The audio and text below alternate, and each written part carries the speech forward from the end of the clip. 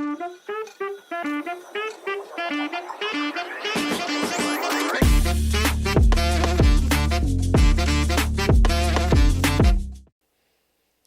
everyone. Welcome back to the Rings and Things podcast.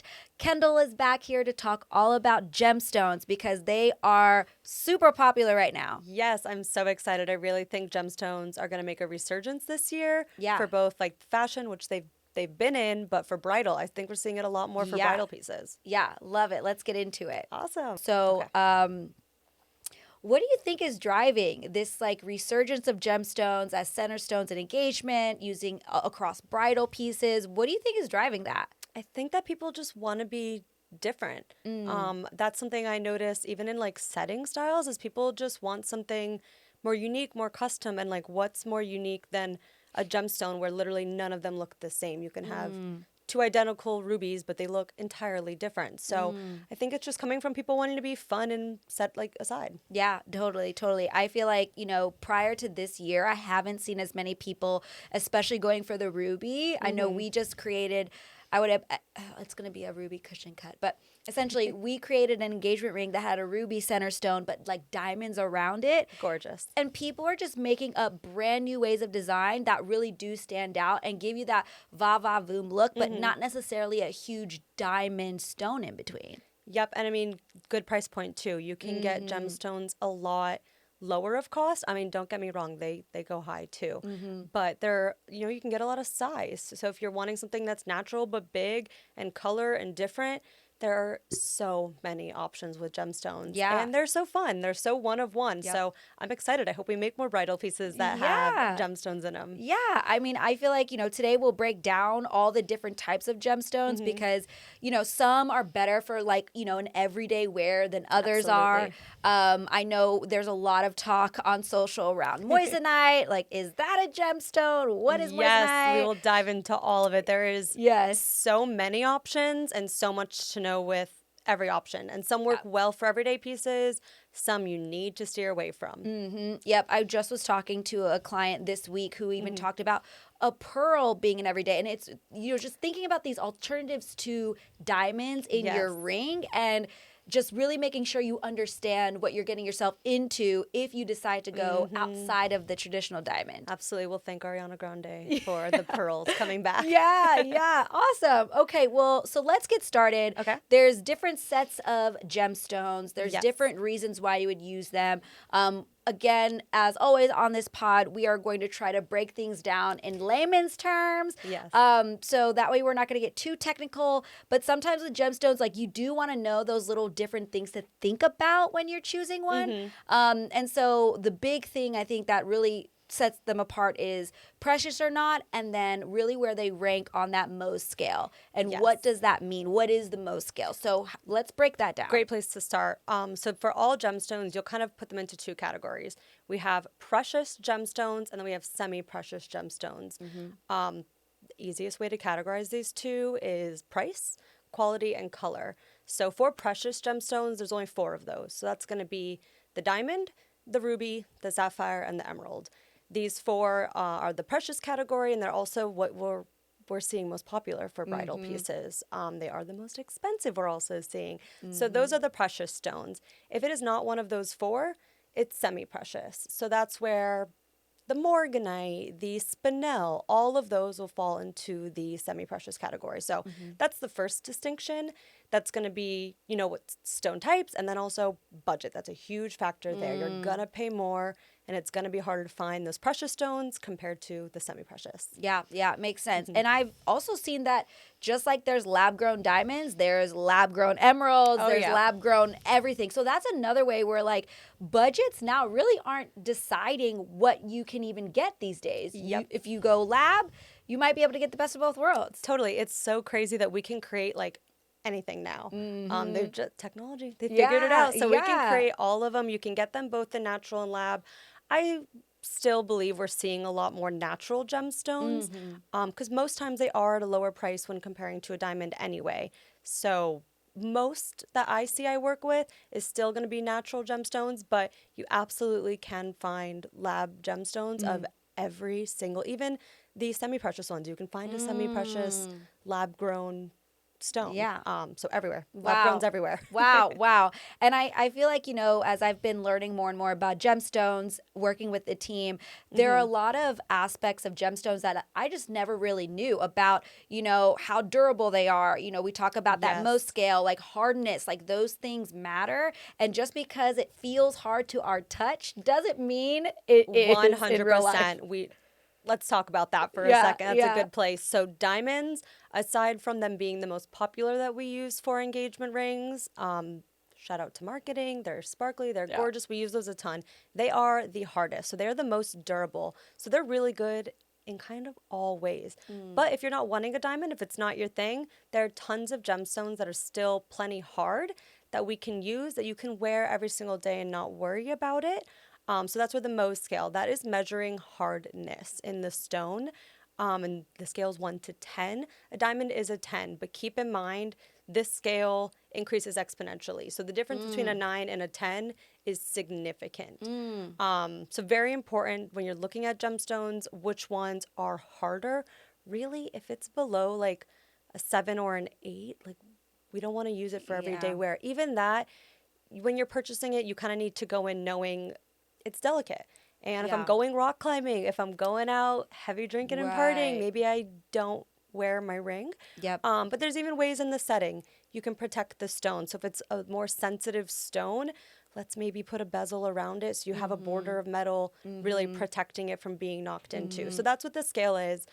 Every stone will have a number assigned to it, and a quick Google search will just tell you that. You can type in ruby MOH scale and it'll tell you right what it is on the ring. Great. And it'll tell you that exact stone. So let's say not ruby as a category, but the ruby you've chosen for your ring. There's a number attached? No. All gemstones. Because all stones should be the same chemical composition of them. So all diamonds, we know those are carbon. So all of them will have the same scale. So like a sapphire, all sapphires should have the same. All emeralds should have the same. All moss agates should have the same number. So it's not stone by stone. It's like a type. Okay. And so when we think about, traditional 4 C's on a diamond, do we think about 4 C's when we choose a gemstone? No, we don't. I always tell my clients, all rules are kind of out the window with this one. What is most important when selecting a gemstone is just that you like it and that you think it's pretty. Now, there are factors that we do look at that change the price. So that's where those come into mind. What we see most commonly, and this will change from stone to stone, of course we have the carat weight. That still goes. We still measure all gemstones with carat weights. That's how much it weighs. You put it on a scale, it gives you a number. Color is another very big driver of price. If each stone kind of has the ideal color, and wherever it falls on that scale with the hue and how vivid it is, that's going to affect the price. So I'm sure we'll talk more about this in stones, but take a ruby, for example. You can get a ruby for pretty inexpensive, but if you're looking for a graded pigeon's blood ruby, we are now probably surpassing some diamond prices. Wow. So yes, they're important, but grading is very different with gemstones, and it really does come down to what you like. So that's always what I tell my clients. Let's look at the actual stone. We are looking at the literal stone that we will be putting in your ring. We're not using hypothetical examples. Do you like it? Yes or no? If you don't, let's go. Get rid of that one. Consider a different one. They still have all the same inclusions in them, different shapes in them. So you can really pick and choose things. But at least for naturals, Mother Nature's creating these. So you can't be too picky because we can't ask her to create anymore, Yeah, for sure. And I think what's interesting is you mentioned, if you're looking for a very specific type of ruby, that could be priced higher than diamonds. And I think some of us expect gemstone, because it's an alternative, quote unquote, that it should, or let's say a non-diamond center stone, would mean that it would maybe be more cost effective or maybe be mined differently. And is that true? Are you expecting that? It is so hit or miss. I have sold a ruby for $1,200. I've sold one for $30,000. They vary. The prices vary. And what's tricky about it is, unlike diamonds, we don't really have a guide to run it against. For a diamond, there are a million websites you can go on and see what someone's selling a 1 carat round for. And diamonds all get grading. So they will tell you the color. They will tell you the clarity. all of that's out the window for gemstones. So it's not as easy to like price check yourself. It's not as easy to know. Yeah. And there's not as much like data or reports to back it up. So a lot trickier of a game when you're buying gemstones. Yeah. That's why I really try to focus on, do you like it? Because really that's what Right. matters. Do you like Right, it? Do you think right. it's pretty? If you Yep. do, awesome. It's likely not coming with the report telling you the exact hue of it. So Yep. you don't get caught up in those little details in the gradings. Yep. More of just yes or no. Yeah, You interesting. And so when you think about that, right, like now you don't necessarily have this like spreadsheet of checks and balances you can have when you're looking at a ruby or an emerald.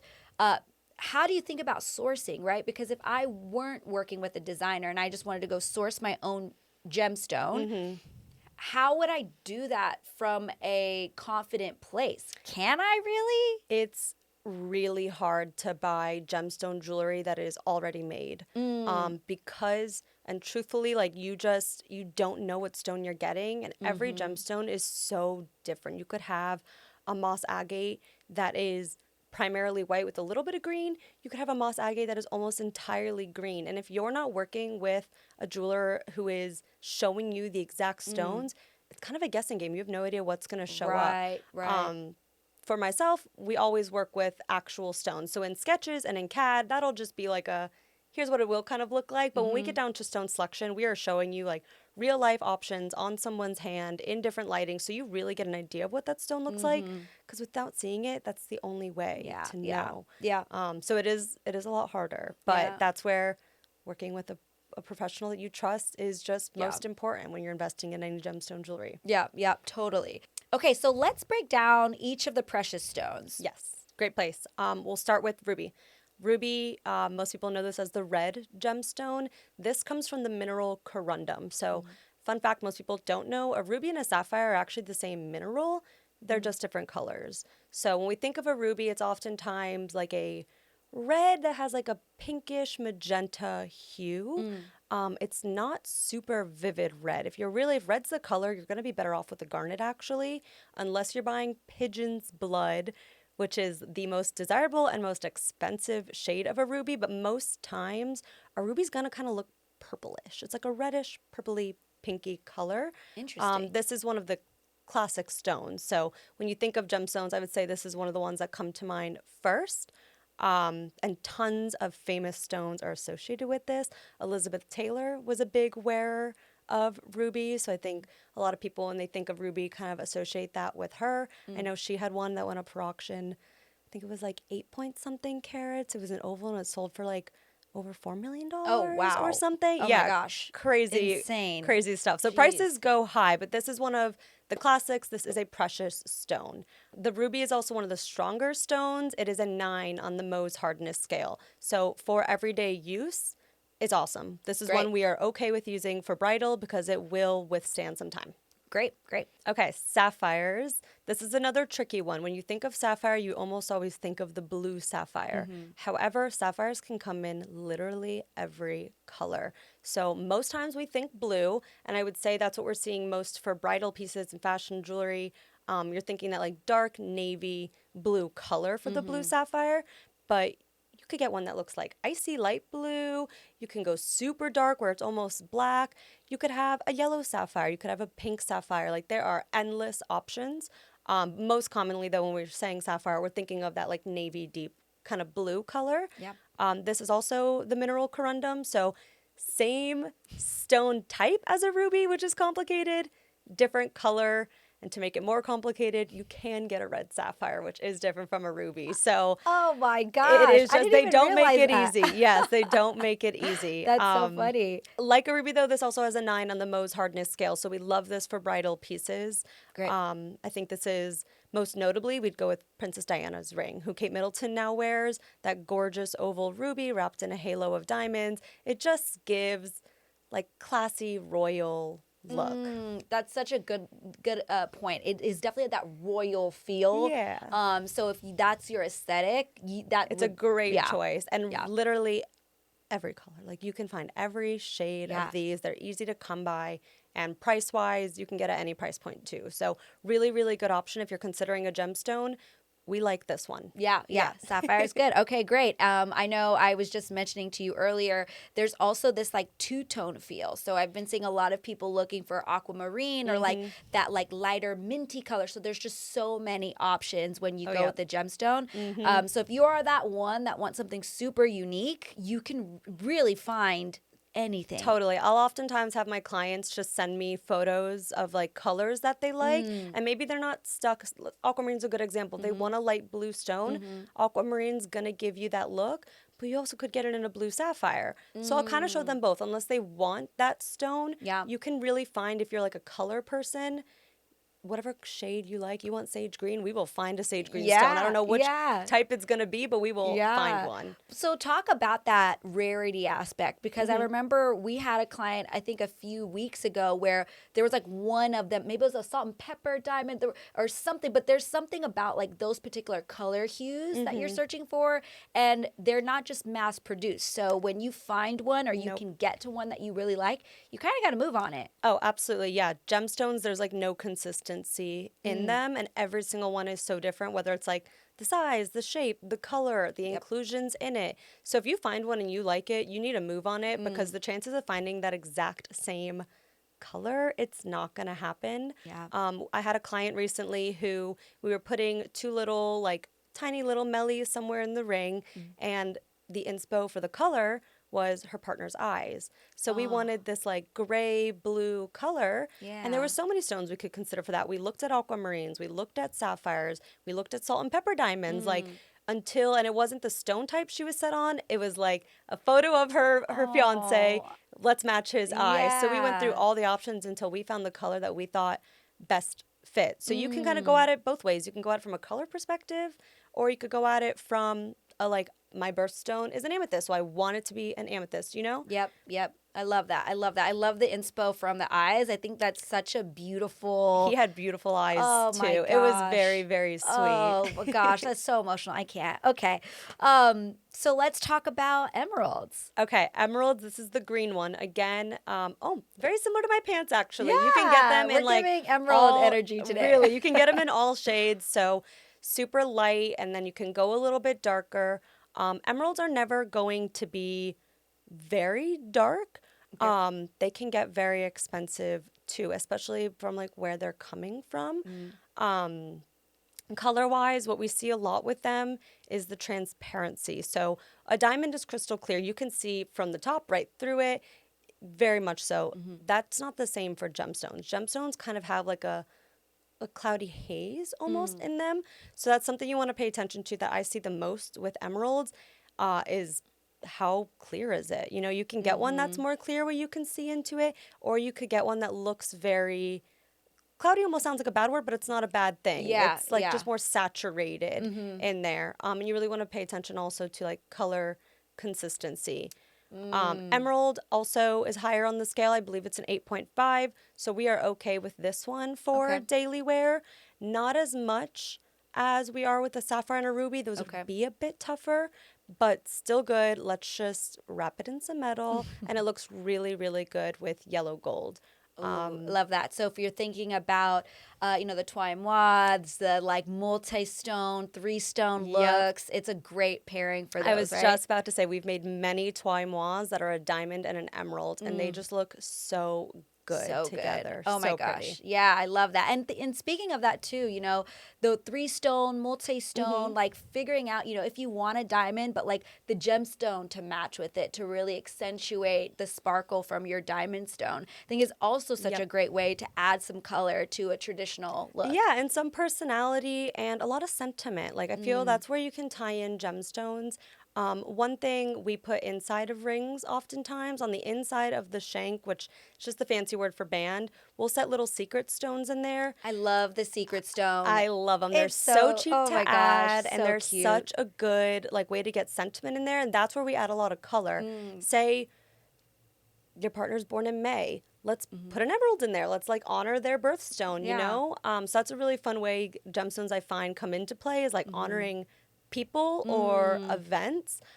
We've even done school colors that you can put kind of in we'll find a red stone and a yellow stone and kind of match them up. So tons of room for like creativity and creating emotion using gemstones. I love that. I think that's such a good idea too, because even if you don't want the gemstone to be the center stone, you can utilize gemstones to tell a story within your ring. Absolutely. We see that a ton with push presents. Love that. Whatever month baby's born, we are using that gemstone. Yes. Oh my gosh. No, with my daughter Kaya, I feel like any piece of jewelry I get now with her, what's her birthday? What's her the first letter of her name? Anything I can do to incorporate her, we're doing it. It is awesome. I love that. Yeah.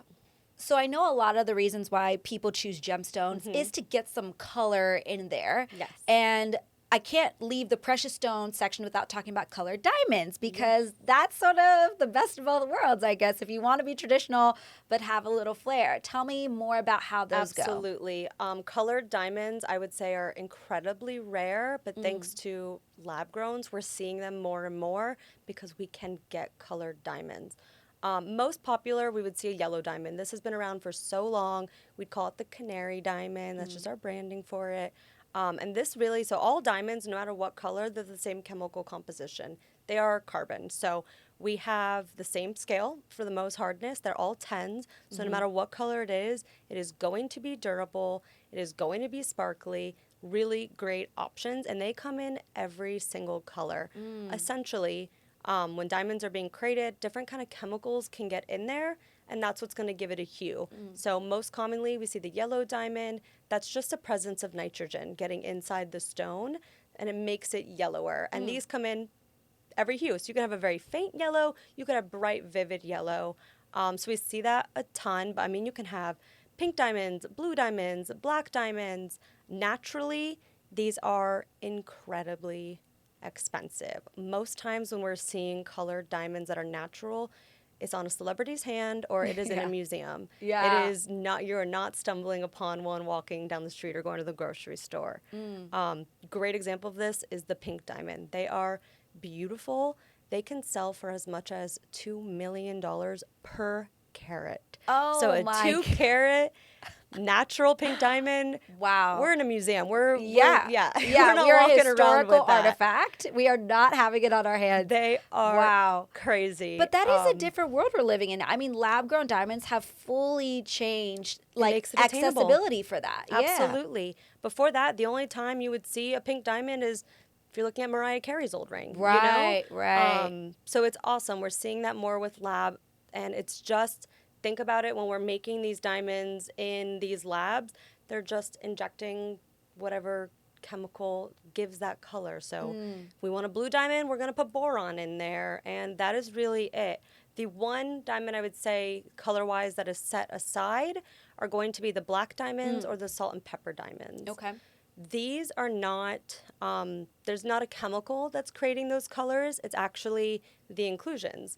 So this is funny because when you're shopping for a white diamond, you're always like, make sure that inclusion is not noticeable. I want no inclusions. Don't want her to be able to see it. A black diamond is essentially a diamond just filled with so many inclusions. It's black. Oh, interesting. Yeah, okay. same for salt and pepper. Literally. It's just like spread out Wow. inclusions, like so many of them, but it looks so fun and so different. All great options, just comes down to like what you like. Yeah, totally. And so are you seeing the salt and pepper diamond and the black diamond come up more? What are some of the scenarios where folks are choosing those two? Because they are a little bit different than like a colored diamond or a gemstone, which are a little bit more like fun, outgoing. They've got that brightness to them, but the salt and pepper and the black are like complete opposite. And I would imagine that it can't just be like goth people going for those these days. So the first engagement ring I actually ever made was a black diamond. Wow. I have not made one since. With the center stone as a black diamond. Okay. So I would not say those are popular for center stones. Where we see black diamonds a lot is in the tiny little stones for like accents. We see those because they give a fun look if we're ombreing something. Okay. So we'll use black diamonds a lot on the small scale. We call those melly. Okay. Salt and peppers, on the other hand, those are so fun, and I see those used a lot for engagement rings, definitely for like the alternative, funky bride. And that's, again, it's just a white diamond filled with inclusions, but they're really cool because they're never the same. Like there's nothing you can do. It's whatever pattern is grown in that diamond. It is what it is. That's it. And we also see these in really fun shapes. So a lot of times when you're looking at a salt and pepper diamond, you can get like a kite cut or a shield or like these funkier shapes that we don't see every day. Yep. So those are much more popular for bridal, a lot cheaper. But what I always tell my clients with this is like hard to find because it is one of one. Okay, so again, one of those things, when you find the one you love, snag it. Snag it. Or else it'll be gone and you're not going to find another one. I cannot ask Mother Nature, even for the lab growns. I can't tell them how to put those inclusions in the stones. So if you like it, grab it. Yeah. Wow. Okay. Incredible. And so for those, again, all 10s on the Mohs scale. All so 10s. Even if you get something super unique with a different type of cut, like it's strong. It'll last. Yep. It is durable. We don't need to protect it near as much as we do some of the other precious stones. Okay. Great. Good to know. Fun story about rubies while we're talking about them. They are often stolen. We see these heisted. Okay. One that always comes to mind, we had a U.S. Liberty Bell. This was a sculptural ruby, so not one that is like cut and faceted to wear in your hand. It was an 8,500 carat ruby. Oh my gosh, that's huge. Humongous. Oh my gosh. Made into a sculpture. This was created to celebrate the U.S. bicentennial and was heisted, I'm pretty sure, before it was even displayed back in like 2011. So we have to find a photo of that. Yeah, like I don't think it even made it to presentation. It was heisted right out of there, this sculpture, and never found. Wow. I mean, if somebody had that sculpture, would they just like try to break it down into parts? I was going to say it likely was destroyed and then cut into a bajillion. I mean, how many rings can you make out of 8,500 carats, you know? Well, at least 8,000. Yeah, exactly. So like we have so many stories about rubies for some reason. They get heisted. Oh, let's hope they had it insured. Okay, so obviously, you know, we're in 2024. We're all looking for different types of gemstones and colors, and there's so many options with lab. But I know a lot of people are still looking for non-precious stones. Give us the rundown of what the non-precious stones are. Which ones are you seeing popping up? And just some things for us to consider if we want to go down that route. Yes, there are so many. The two that I see we're working with a lot recently is going to be morganite and moss agate. I don't know who got engaged with these that they're trending, but they're trending. So morganite, that's going to be like a peachy pinkish color stone. This one I think is like a 7.5 to 8 on Mohs scale. So we're okay with it. It's not as high as we'd want, but we're okay with it. And this actually was named after J.P. Morgan, the investment banker. I think he just took a keen to them and we called it the morganite. So that's like a peach pinkyish color, super cute, very feminine, looks great wrapped in diamonds. Like if you put a halo around it, it's just a very like light feminine looking stone. And then we have the moss agate, which I would say is extremely unique. This, when I think of brides who are wearing the moss agate, like nature lover, it's essentially like a whitish beigeish stone with green inclusions in it that look like mossy. They look like green kind of lines. This one is more sensitive. I think it's sitting at like a 6.5 on the scale. So you need to be careful with it. Maybe we're not wearing it every single day, but it's really cool and they're really, really funky looking. I would definitely encourage a Google search of this one if you haven't heard about it. Other than that, I mean, there's so many. You could go down the aquamarines, the spinels. It really just comes down to like, what do you like? You know, what look do you like? Let's find it. Let's do that. As long as you know the pros and cons with every type of stone. Totally. I think a lot of times too, you know, color is all I think about with gemstones. And with the fact that you can find that same color, either whether it's a lab grown diamond that you can kind of find something unique, or a sapphire or an emerald, like you're better off probably hoping to get some color through those.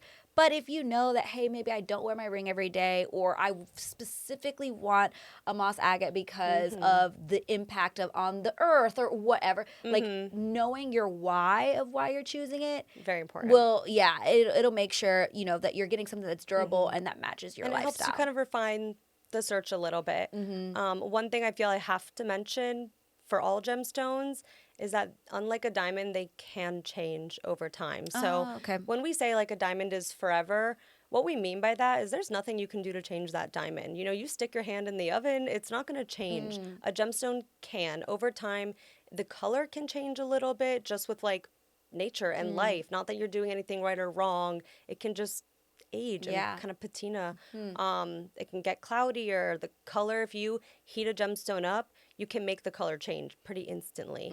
So it is just something good to know that all of these stones, the minute you buy it, it doesn't mean it's going to look that way forever. And that goes for precious and semi-precious. They all can kind of change a bit over time. Interesting. Okay. Well, thank you, Kendall, for breaking down gemstones. I learned a ton. And there's also just like way more things to think about if you want to go down the gemstone Absolutely. route. As always, it's best to work with someone who knows gemstones Yes. before making a decision. But thank you for giving us at least the tidbits that we can, just live better lives knowing gemstone things. Of course, it's so fun. And if you guys ever have any questions, let us know. Happy to try to answer the best I can. Yeah, great.